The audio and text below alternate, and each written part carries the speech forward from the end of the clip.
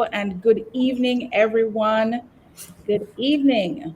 I hope everyone's doing wonderful on this Digital Transformation Tuesday. We're just going to call it all the things. Tech Talk Tuesday, Digital Tuesday. Everything technology and transformation is happening right here in this conversation that we're about to have tonight. I hope you guys came prepared with your questions because we have the foremost authority on the island right now on the subject for tonight, which is, as you can see, the future of digital identity. Is it secure and convenient? And all the other things that we're going to be discussing this evening. So I am Stacey Hines, immediate past president of the Jamaica Technology and Digital Alliance, and I will be your co-host for this evening's discussion. I am joined by the Honorable Floyd Green, Minister without portfolio in the Office of the Prime Minister, with responsibility for the implementation of the National Identification System, also known as NIDS, and digital transformation. Additionally, we are joined by Matthew McNaughton, Principal and Co-Founder of /Roots Foundation, as well as the NIDS Coalition that participated in fielding the bills and all the different things that were being reviewed as a part of NIDS getting back up to start a year or so ago. And then last but certainly not least is my co-host, Twitty-Ann, who is the VP of Marketing for Jamaica Technology and Digital Alliance. Welcome, everybody. I hope you're ready for this riveting conversation. I sure am. And the minister has advised us that he is ready to talk. He's open to the questions. So please make sure that you are engaged, drop in your comments. I think we're live here on LinkedIn as well. So we look forward to having you participate so that we can get your questions answered. So welcome everyone. Welcome my guests to the conversation tonight. Thank you, Stacey. Thanks. Thank you. I appreciate it. Excellent. All right, thank you. All right, so Minister, so we're talking about NIDS. I think what we want to know is what it is, why is it being implemented, and what does that mean for Jamaica?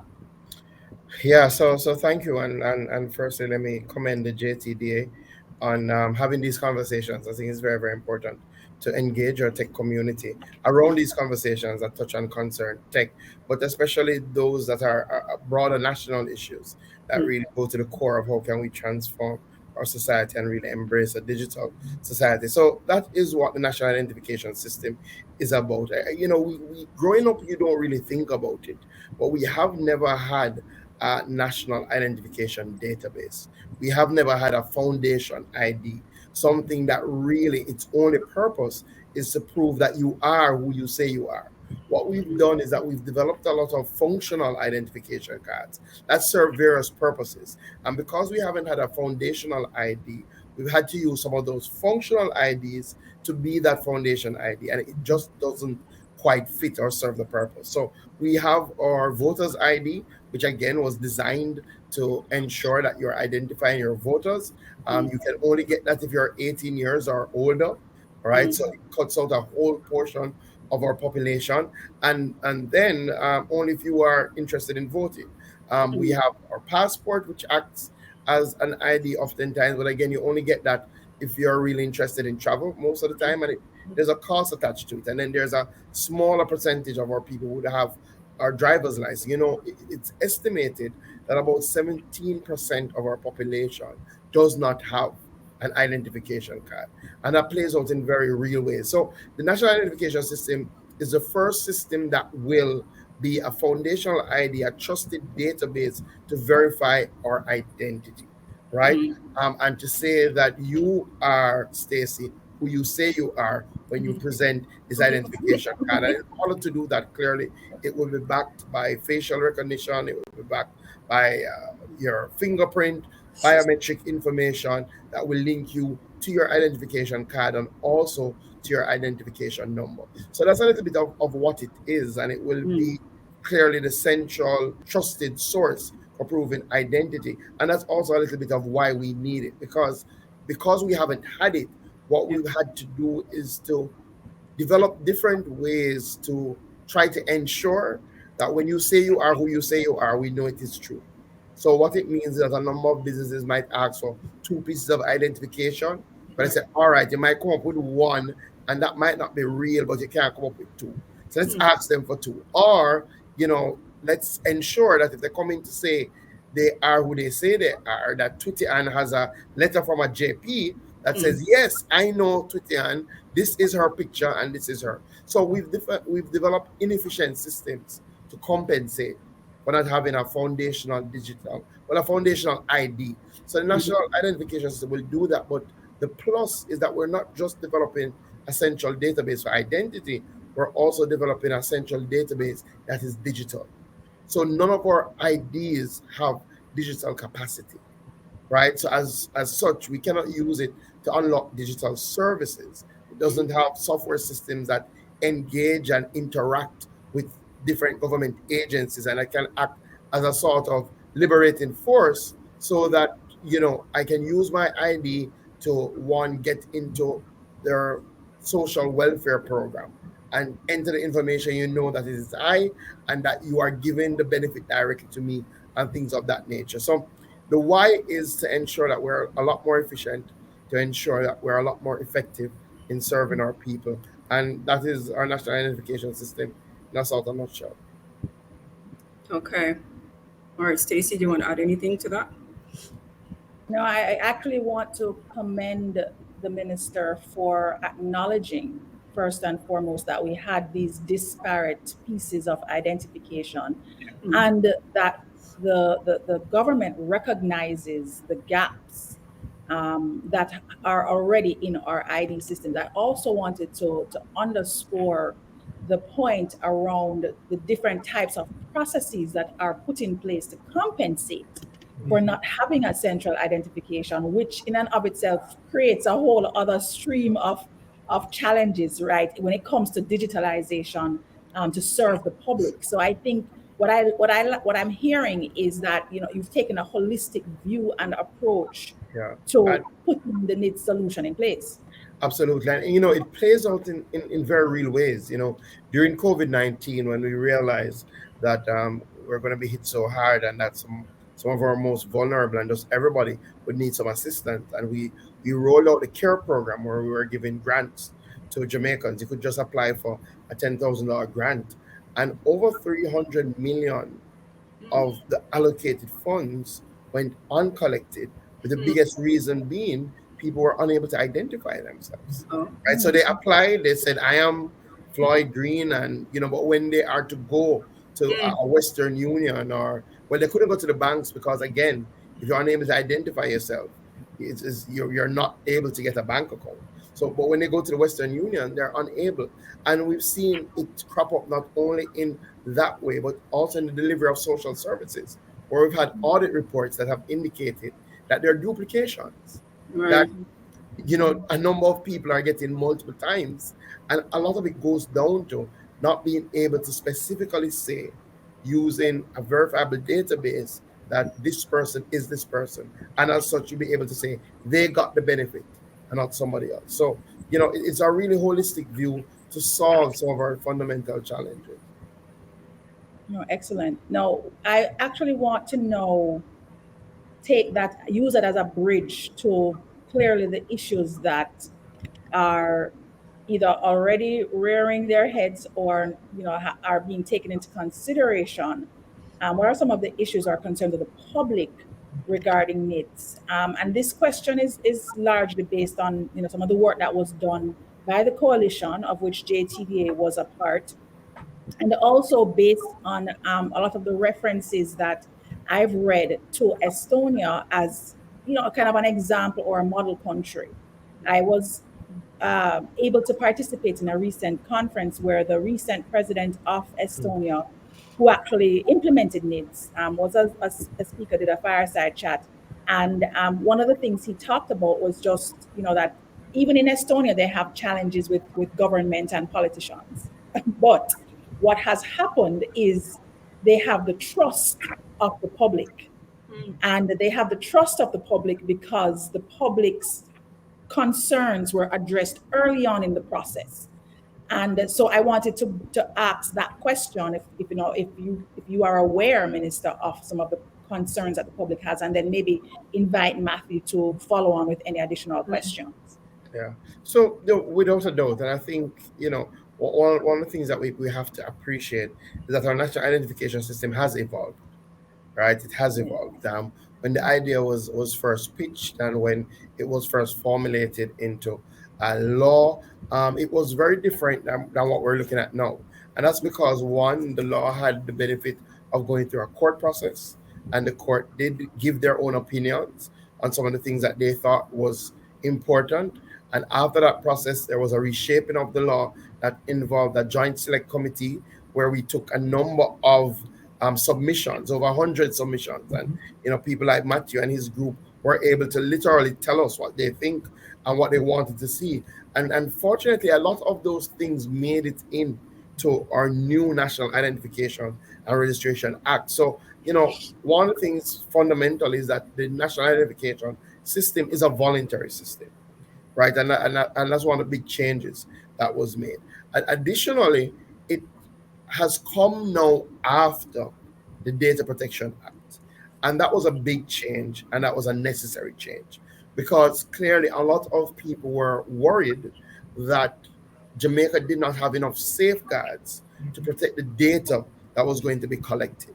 And I agree, unless people trust the system, people will not buy into the system. I think the Data Protection Act is a big step in trusting the system, because it now gives us clear guidelines on how data can be dealt with. And the fact that the National Identification and Registration Authority will be a data controller, some of their fundamental principles under the Act, you have to have the consent of the data owner. The data owner is the most important person. So even though we take your data, you are still the data owner.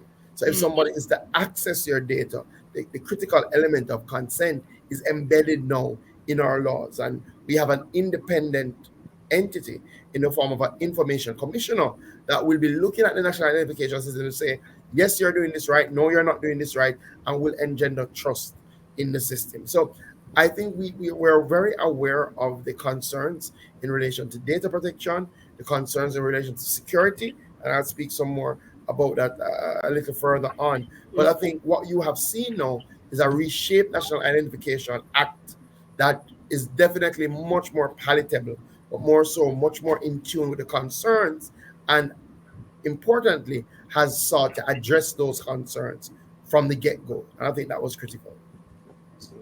Okay. Thank you for that, Minister. And I appreciate the discussion in particular. You started to bring in the ownership aspects to data. And some of the persons who I think from a coalition perspective, we had concerns around were the underrepresented or the underserved members of our community who we really have to make sure we're taking into consideration. Matthew, did you have any follow-on questions based on what Minister has answered? No, I just want to, a couple points, and I really want to commend the Minister again, because I think, his presence here and what the work that he's been doing in it through, he gave a good presentation earlier today to the Diaspora Conference, and through different mediums has been trying to continue this ongoing dialogue. And I think, that's an important part of what we need to do, because in many ways, what we're doing right now is NIDS is really a foundational infrastructure for the kind of future and the kind of Jamaica that we want to create down the line. And so, and as part of that, and a part of this discourse, especially with groups like, the Digital Technology and Digital Alliances, saying, how do we think about not just the risks and the concerns and the possibilities of today, but also down the line? And so I just wanted to start there. I think a couple points jumped out at me. I think one is just the importance of, the Minister mentioned the Data Protection Act. Is really critical to this work. I think one of the things that the act was passed, it was brought into force. We have the Information Commissioner that has been appointed. I think the next really important step of that is the introduction of the regulations around the DPA, because the regulations really tell us how organizations should operate. And so I think when we talk about the DPA being here, that's a really important piece. And the Minister of Justice went to quite a bit to reinforce and kind of reiterate through the joint select committee process, that NIDS won't go forward unless those things are in place, because NIDS itself is reliant on the Data Protection Act and the regulations around the Data Protection Act to provide that framework. The only other point that I'll mention, and I'll kind of throw it back, to continue the discussion, is that the DPA is important, but the DPA is a general provision for data protection. So it outlines a normal and some general provisions and standards, but it is up to the different data controllers and custodians of data to really put the more specific controls into play in regards to the data that they're responsible for. And I'm sure we'll get into that a little bit, but I just want to make that distinction between the broader and the specific. Yeah, and let me just pick up on Matthew's point. So I agree that there's still some work that has to be done in relation to the Data Protection Act, definitely around the regulations. And that's something that we continue to work with the Ministry of Science, Energy and Technology on to get those regulations. One of the good things is that the Act does not give, our National Identification Registration Act does not give any time for the National Identification Registration Authority to, all right, so let me put it in perspective. So under the Data Protection Act, most entities have a 2-year period in which they need to comply with even the general principles of the Act. We don't have that luxury because our Act does say that we will become a data controller, right? And as such, from the get-go, we have to be designing in keeping with those general principles, right? And one of the things that we're going to be working with Information Commission to do is to help them work out some of those registration processes, which we expect to be a part of the regulations.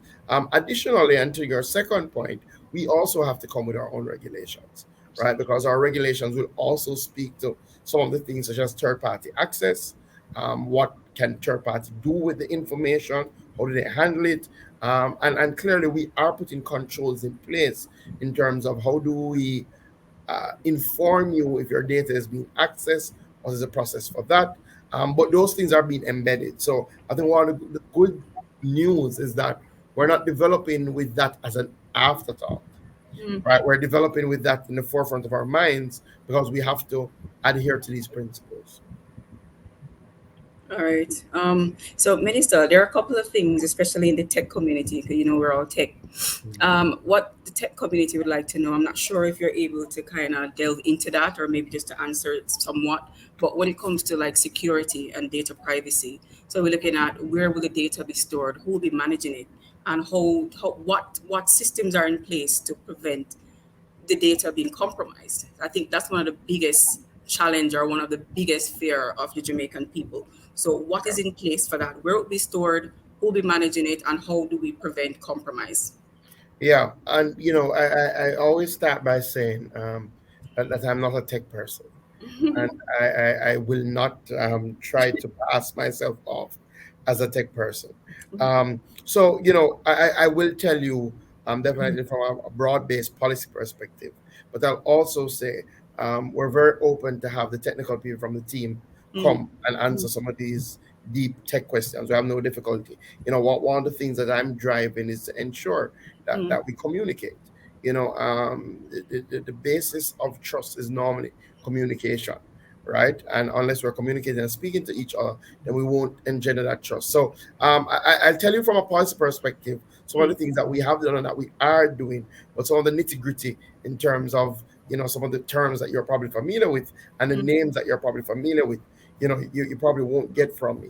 But I think one of the critical things is to appreciate that we are developing the national identification system on a zero trust basis, right? And that is the overarching principle, right? We trust no one. The system has to be developed in a way that you appreciate that nobody can be trusted. So you have to put models in place to secure your system from everybody, including those who will have access to the system. So we have front-loaded some things. So by law, we've put in the requirement for encryption of the data, right? And this is probably the first act in our country to do that. to literally say that you have a legal obligation to encrypt the data, right, so that it cannot be easily accessible. I think that goes a very far way. Additionally, we're going to be using blockchain technology to ensure that we secure the audit trails, so that when you access the data, you cannot then go and try and erase your accessing of the data. Clearly, we've put in the safeguards in relation to it's a crime for unauthorized access and things of that nature. Plus, additionally, we've got some of the best in the world to be working with us. So we do have a consortium with a company from Jamaica. We have Entrust from the US. We have Thales that is operating in France and in Brazil. We have another company from Honduras. So we have gotten some of the best in the game to really help us in terms of all functionalities. So whether it be our car production center, whether it be our security systems, and we are working with Estonians in relation to building on some of our security protocols, because they have really good security protocols, and we're taking some of their learnings and bringing it into what we are doing. Additionally, from the design of our card, we have really gone the full extent to ensure that the card itself is definitely the most secure card by far that will be ever produced in Jamaica. I've made the point that the most secure card we have now has about 12 security features. Our national identification card will have 26 security features. So from the card itself, it kind of sends the message that we're leaving no stone unturned in relation to the safeguards that we're putting in place. But it also means that we're building not just the Jamaica standards, but the best standards. So we're using the ISO standards in relation to data privacy and in relation to data security. And those are the standards that we're building out in compliance with. So I think it's fair to say, from a highly technical perspective, but especially from a policy perspective, we're taking all reasonable steps to ensure that it is by far the most secure system. And I made a point at the diaspora conference. I think sometimes it escapes us. All the other systems that we have were not designed primarily as identification systems. What we're able to do now is to build a fit-for-purpose system. So to upfront think about all of these issues. So think about the fact that this will have the data of the Prime Minister. This will have our children's data. So we have to ensure that from the get-go, it has the highest level of security possible. Okay, well, I'm happy to hear that. I mean, some of the names that you have mentioned, who you're partnering with to do it, I know that some of them are known for this type of stuff regionally and globally. Governments actually engage them to do this type of thing. So I'm glad to hear some of the names that you mentioned. I won't mention which one, but I'm happy to hear that company is involved, because I'm aware of them and what they've done for other governments in the world, Russia, those places. So so the name, so it kind of brings a little bit more comfort, here. And just to say, we do also have a cybersecurity firm that is really looking at hardening the system, and that will consistently test the system, because again, as we've all appreciated, it's you have to put in place a system to test your system before external persons are testing your system. Yes. So all of that is built into what we're doing.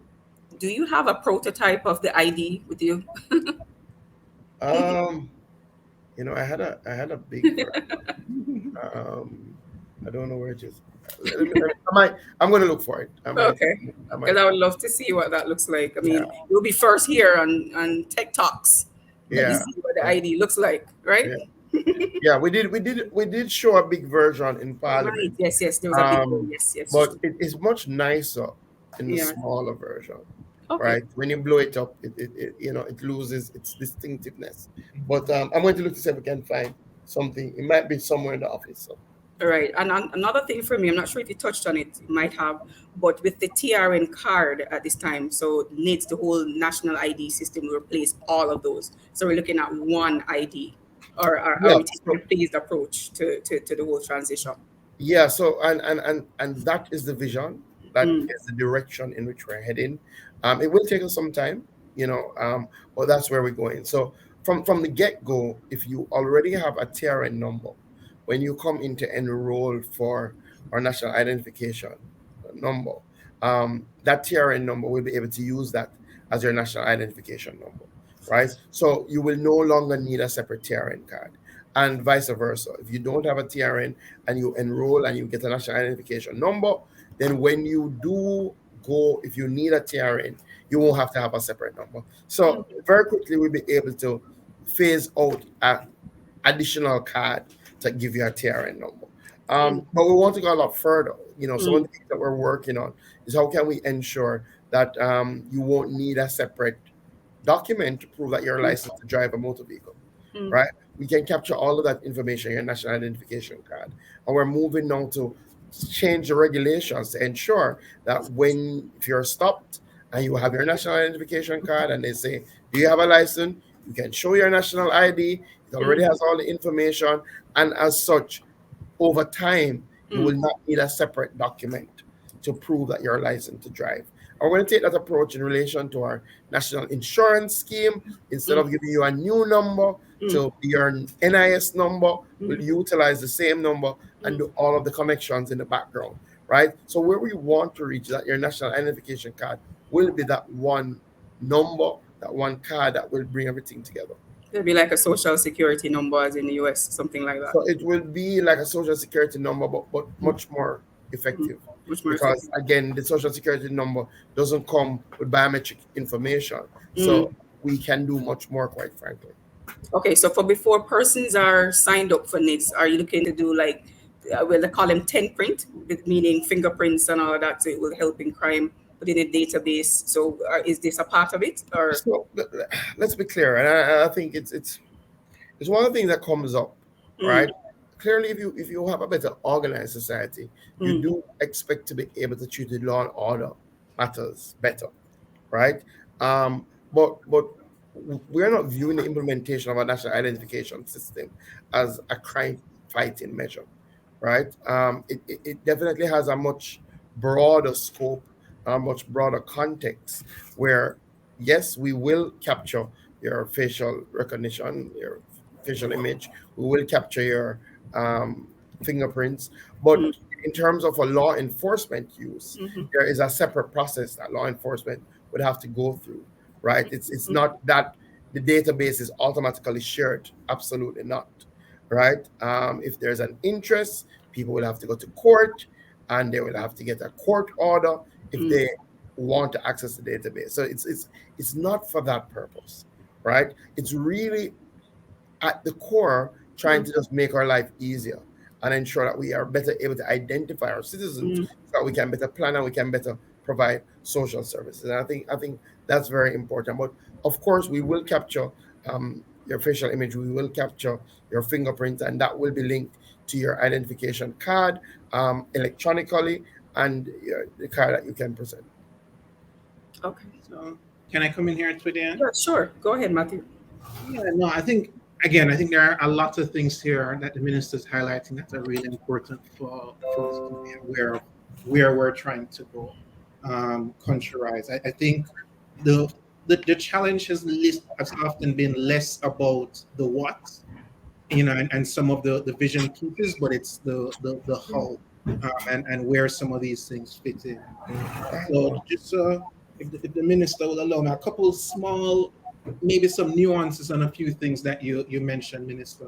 So NIDS it's not all the information in NIDS that is being encrypted. It's only the identity information that is required by the law.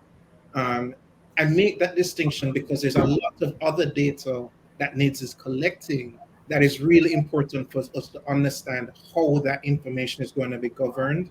And we don't quite have that around, or kind of the transparency around that. And so I'll talk a little bit about that. So, when we talk about the verification and authentication locks, and that's maybe an explicit or kind of a technical way, but as the minister is saying, when you go to different places, you'll be able to present your NIDS card to have your identity verified.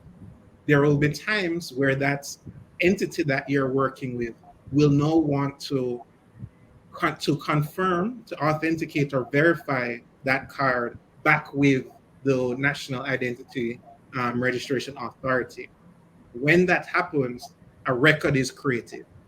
So if you go to a health center and the health center, maybe pull up some information on you, there's going to be a record that's created with the Nero.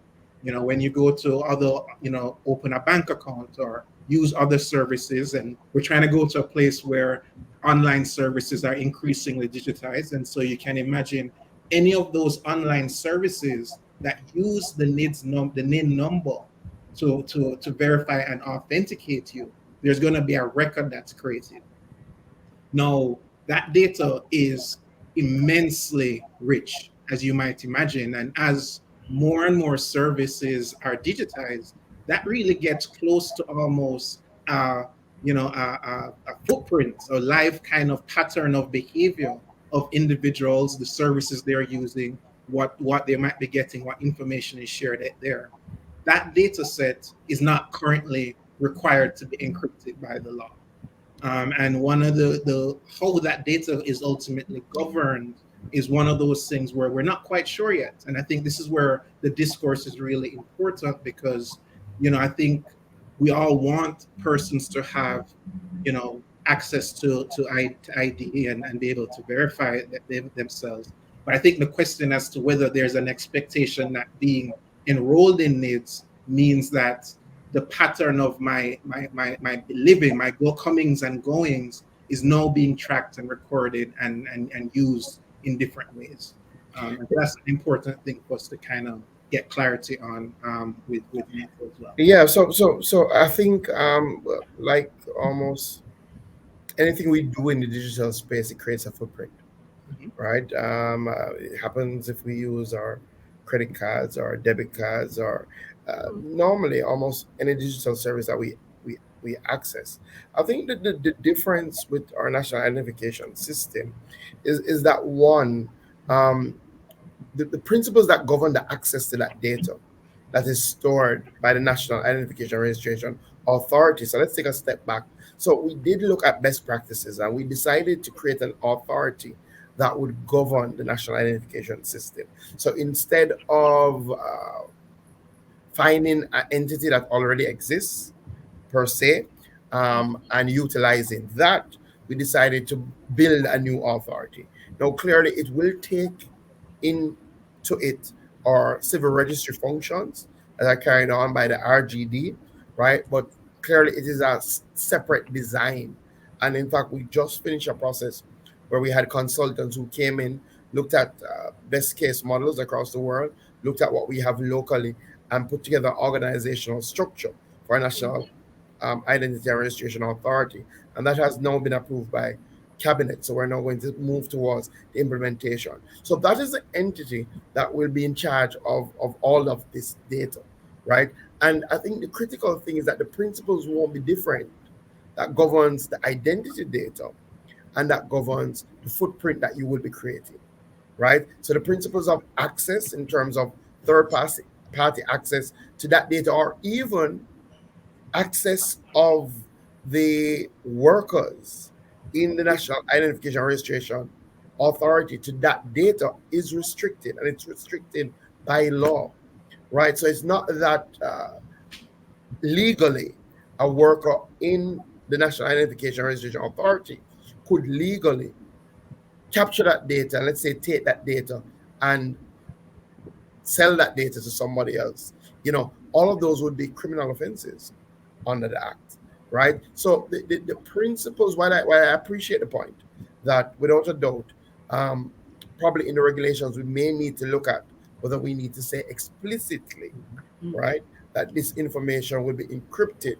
The security principles won't be different, because it would make little sense that while we protect the identity data, we do not protect the footprint that is being created. Understanding that that too would have a significant value, right? And the access to that footprint is something that all the principles that we're applying to protecting your identity data, my understanding is that we're going to apply all of those principles to protecting the footprint or the metadata that is created and that we would collect. Matthew, you had more? Yes. Well, I was going to say, I mean, I'm excited to hear that, Minister, and I'm hoping, again, I think we're all looking forward to seeing the regulations and how we can continue to build those gaps. I mean, I think it's, to me, that is, I would say, you know, and we had this discussion in the coalition, and we had a very good discussion with the Minister of Justice during the Joint Select Committee on this topic, because when we I think that data set is really going to be just as critical to the identity and the biometric information. And obviously there was a decision not to necessarily elevate that in the law. But I'm glad that was something that we're looking at in the context of the regulation. Yeah, and again, I think, and that's why I started with the principle of the zero trust principle in building out our system, because again, the idea, the intention, the vision of the national identification system is not to track our citizens, right? But we bear in mind that, as Matthew has said, this might be very valuable data that somebody who is working there may see, that if they have access to it. So we're building with those things in mind, and we're really taking a zero trust approach, trying to ensure that we minimize the possibility of those breaches. I just want to underscore the point around the security and the way it's connected to the metadata, so to speak. When you look at the Estonia model, they actually experienced a hack of their identification system, a few years after it had been implemented, which is one of the reasons why they shifted to using blockchain methodology. That technology, I think, was the major shift that took place. And so one of the things that you mentioned earlier was that you utilizing blockchain technology for the securing of the data, and also that you had individuals from the Estonia team, whichever aspect of the Estonia team that is actually providing consult, which I think in and of itself really speaks to a wider perspective being taken. I love the collaborative approach. And I think being able to learn from the challenges that other countries have had does the thing that we need to be doing when we're talking about digital transformation. It's not about trying to catch up, because we really don't have time to catch up. It's about seeking to leapfrog. So with having the discussions, you talked about communication being the core to trust. I think communication creates that transparency.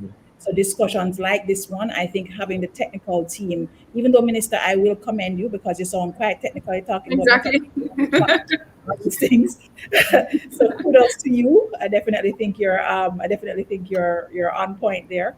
But I believe that continuing to have this conversation with the community as we go through the implementation process. So when key things are happening, we are creating that space that feels like a trusted space, a safe space, and it can be with members of your team. Yeah, so I agreed, and you said the right terminology, Stacey. It's about looking how we can leapfrog. I made the point again today that wherever you join the digital transformation journey, if you make the right decisions, if you take the learnings from those who've gone it before, you can end up at the head of the line. Because you don't have to make the same mistakes, right? So a lot of the positions, as I know, speak of, are evolved positions, that we've recognized that, this was what happened there. They had to then implement this. So we're not going to start from where they started. Let's start from where they are now, and that helps.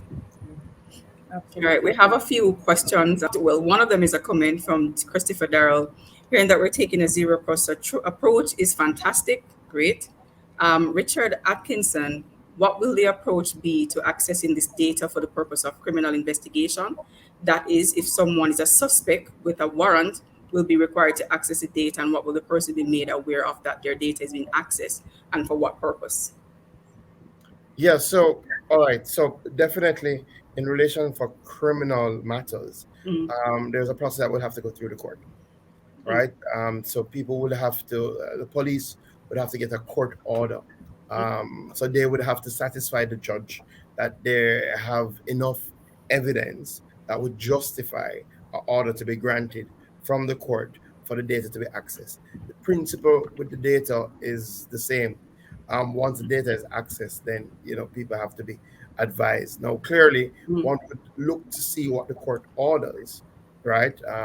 Because court orders clearly can vary depending on the circumstances, but there is no carte blanche access by the police, and you couldn't design a system like that, right? So, while I know a lot of people are excited about the law enforcement side of it, the reality is that we still have to put a process in place to ensure that there's no abuse, right? And that is the most important thing.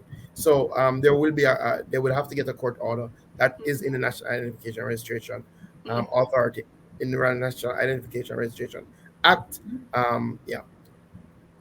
Great. Well, on this one, Twitty-Ann, just to jump in, thanks for the question, Richard.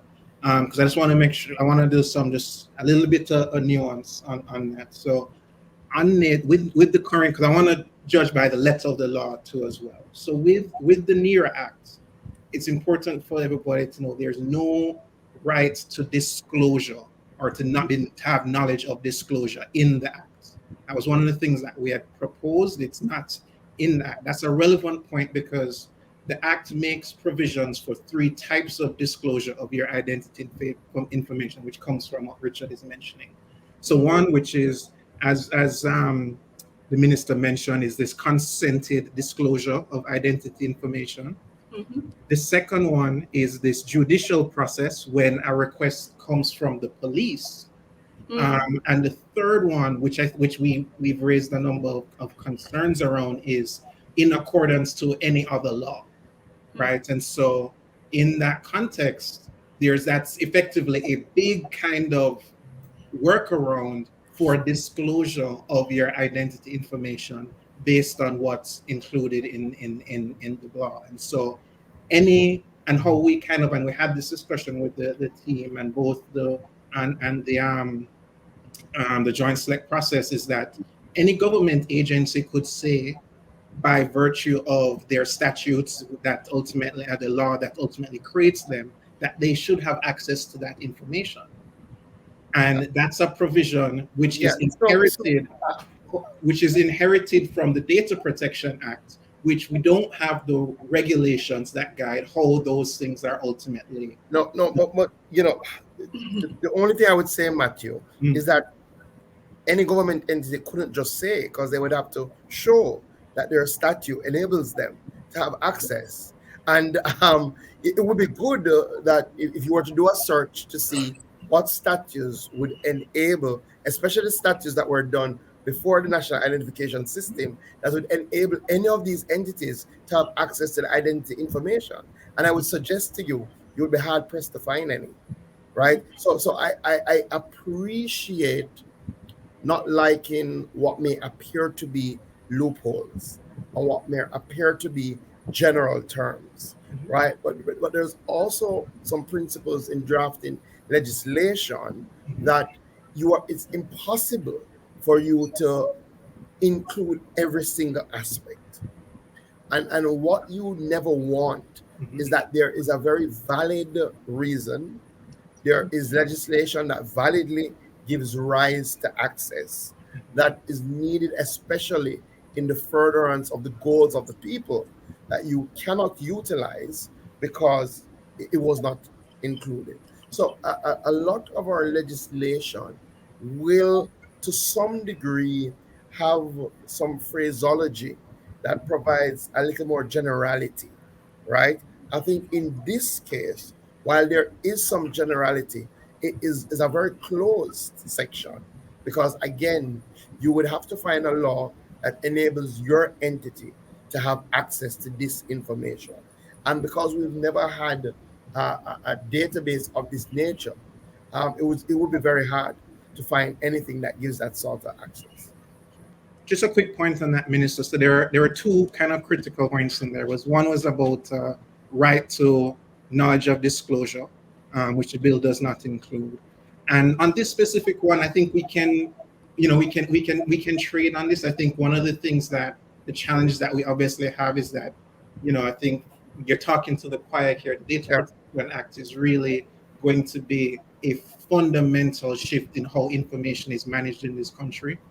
We do not currently have precedent around how some of those things are going to be ultimately governed and operationalized within the context of the operating of organizations. Yeah. But what is clear on the NIDS NERA bill, and what is the burden on NERA is to define in a framework where I don't have a right to know when that disclosure takes place, which the bill does not currently provide for. What's the process for that? Because we have a process for the police one, which was established, and then we asked to say, well, if we thought it was necessary to have unconsented disclosure be governed in this way for police, why isn't unconsented disclosure for this other way also being stipulated? Good points.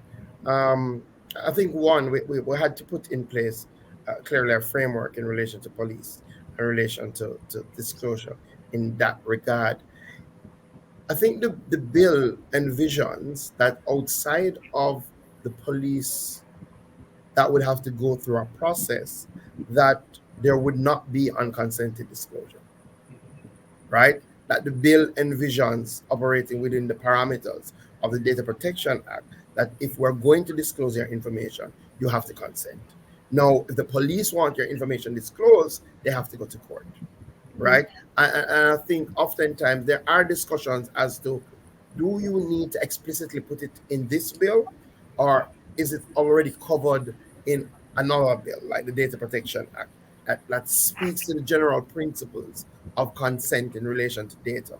And oftentimes we'll have debates, and you'll have some people who say, put everything in this one bill, right? And then you'll have the legal people, and unfortunately, I spent a lot of time in law, that will say, you don't need to. And although it may be more difficult for the public, quite frankly, but the legal people say it doesn't make sense if you have an act that provides an overarching framework that deals with this topic, that you don't need to specifically deal with it there.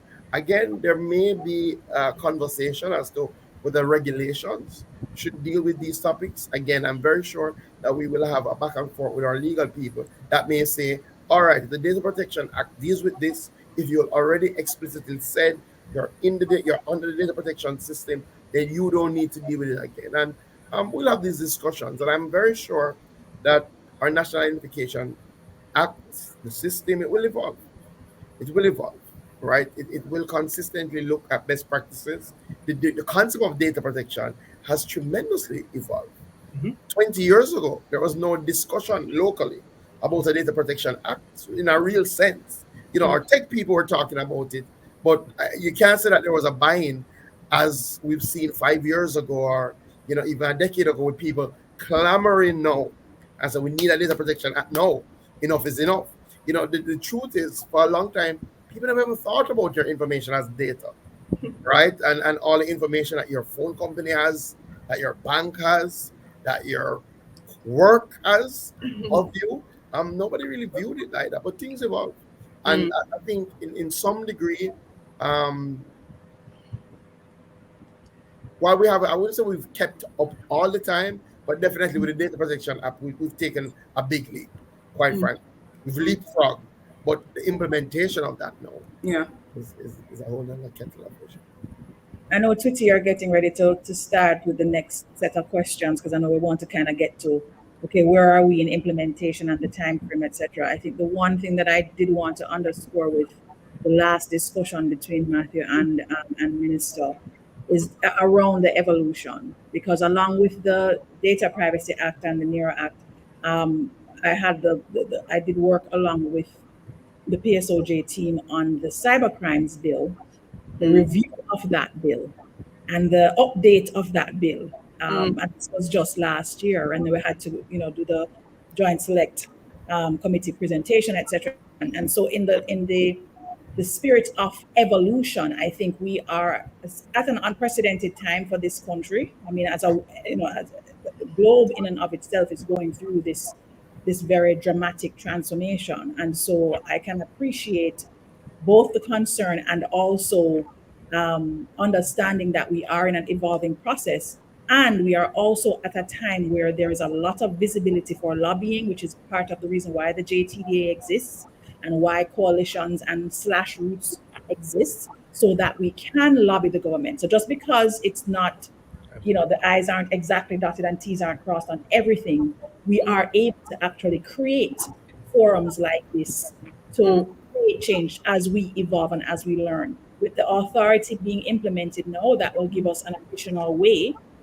to now start to lobby for areas that we don't feel are adequately or sufficiently covered in the Act. So, yeah, over to you now, Twitty. All right, so we have one more question, Christopher Darrell again, to Matthew and Minister Green. Where do you see the first application of NIDS will be appearing in the wild with immediate value for most Jamaicans in terms of industry and sector? Very, very, very good question. Our financial sector, right? Absolutely. We signed the MOU last week or 2 Fridays ago, the 3rd of June, with 10 deposit-taking institutions around them participating in the pilot of our national identification system. We believe that now that we will be basically taking out the identity verification processes out of the hands of the banks by setting up the system, then it will enable our banks to make it a lot easier for our citizens to have bank accounts, right? So we definitely expect to see the first use and application in our banks. We want to reach a stage where it doesn't take days or hours you have to spend a whole day in the bank and you have to come in with one bag of different documentation for you to get a bank account, and to reach where other jurisdictions are, where, you know, we have other jurisdictions now where people set up bank accounts online. You know, it will take us some time, but definitely that's where I see the first application. And we've already challenged the banks to, we would love that once the person gets their first card, that the banks are ready, at least 1, 2, 3, all 10 of them are ready to show an expedited process to open that bank. All right, so we have a comment from Leon Wells. So with regards to the question with regards to security and of the information on the Data Protection Act, so that's a concerning position. You can't on one hand say you're interested in protecting people's privacy, then say on the other hand who haven't agreed to share their data for a specific purpose are now open but exposure without knowledge. So under this argument, it's simple saying for the benefit of the people. Does that make sense to you? No, probably could read it over. This is a comment. So it's a comment on with regards to the question about that Matthew had asked about the Data Protection Act and you know, who can get access to the information. So he said that's a concerning position. You can't on one hand say that you're interested in protecting people's privacy and then say that people who haven't agreed to share their data for a specific purpose are no open to that exposure without knowledge. You remember that question? We haven't said that. Right. And I'm saying that is not the case.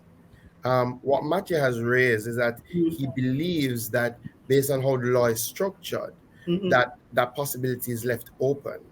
And what I was trying to say is that if you were to evaluate that possibility based on how the law is structured, you would see that that is a very small possibility. And I expect that in how we operate national identification system, that will not happen. In other words, we're operating a consent-based access system, right? And outside of that, for the criminal justice system, there's a process through which they would have to go to the court to get access. But outside of the criminal justice system, we do not envision people accessing the data without the knowledge of the data owners. Absolutely not. And that would again fly in the face of what we're doing with data protection. So again, when people come in, literally, frankly, to enroll, much like happens now if you were to go to an entity and you were to swipe your card and SMS comes to you to say that you are spending $500 at high-low, right? We will have systems in place to identify data owners in real time that their data is being accessed, right? Again, we're a conduit, right? It's not the government trying to take the data, hold on to the data, and use the data for nefarious schemes. It's the government trying to play a facilitator role where we'll have this database that can be accessed with the consent of the owner. So in other words, you go to open a bank account and you will give the bank consent to do those verification services. And once the bank comes to us and say, anybody, Matthew is signing up an account, right? And has given us the go-ahead for you to verify. We would also inform you that that is being accessed. And that's, again, why we've gone to the process of ensuring that we have blockchain built into the system so that you can't erase the access points, so that we have a record and we can know and we can indicate and we can see if there's been unauthorized access. So, Minister, I just want to make the point. I think I agree with you. And I want to start to say that I don't think when these questions come up, persons necessarily think that the government is being nefarious. But I think, as we're saying, we have to engage with this bill, not just today, but with the possibility for a government that might exist after a Floyd Green or anyone else. And so when we look at the letter, and how we do that is judge the letter of the law. And so the letter of the law in section 24C does provide for unconsented disclosure. With the judicial process, that is also unconsented disclosure, albeit it goes through a judicial process, but I as an individual have no right to have knowledge that my data has been disclosed through that process. And so the system clearly contemplates unconsented disclosure as part of its design. And it also contemplates that the individual may not always have knowledge of that disclosure, because a judge may also choose to close the case or to have that process happen in secrecy. And so when we have to engage with the law as it's written and also the system as it exists. And I think those are, when these questions come up, I think that's the part that we want to engage with, not necessarily to suggest that you or anyone else in the government is trying to be mistrustworthy in that. No, so I'll make some of the points again. I appreciate the concern, and I definitely believe these are discussions and debate that we have to have. It's a new system. It has not been operationalized. And again, I understand that the first port of call will be what is in the legislation, right? I understand that. Again, I think we appreciate in the design of these systems the different things that have to be taken into account, right? Now, clearly, if you're going to try and access the system for criminal justice purpose, then we have to stipulate how you do that, right? And that is by virtue of the court, right? And I think people appreciate that, right? And I think the courts have held a very high bar in relation to what, and again, they've shown it with the National Identification Bill, right? The court wasn't afraid to say this is not enough. Go back, get the Data Protection Act done, things of that nature. So that is one. I think, again, the other things, we have to see them in context of the new framework, right?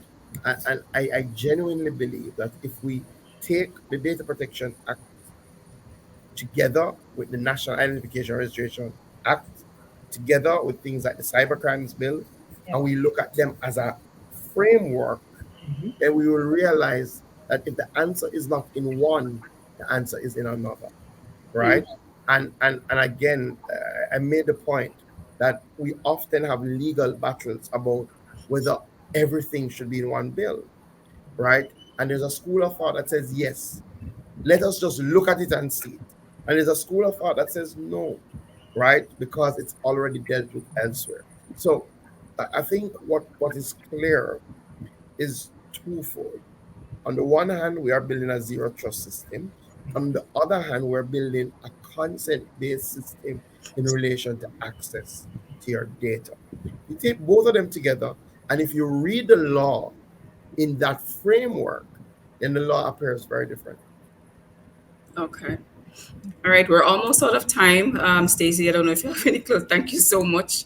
It's great discussion. We can't get through all the questions, but thank you so much for this, Minister. It has been great and very insightful. Let me see if I can get this done. Just to share screen. Perfect. There you go.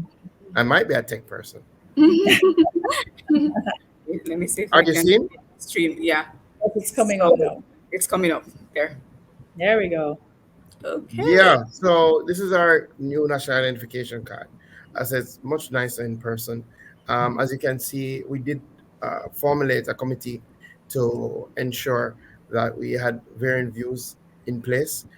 We did want our national symbols on it. We did want national colors. As you see, there is Dr. Bird, hummingbirds, a number of security features. And yeah, we can't wait till people can actually have it in their hands.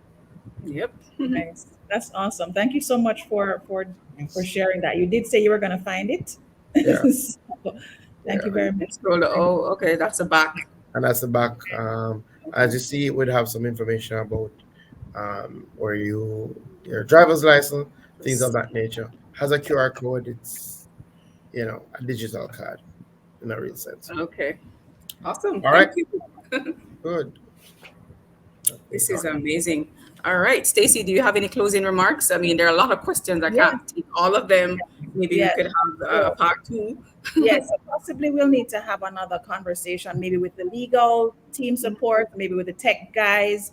But I do want to just express real appreciation for you spending the time with us this evening, Minister, Yes. because this is your portfolio. This is something that you are shepherding, and as such, I appreciate you taking the time out to actually address with candor even some of the tougher questions that were presented, and being very open and transparent with. Yeah. And sorry, I know you're closing, but again, let me just on the disclosure part.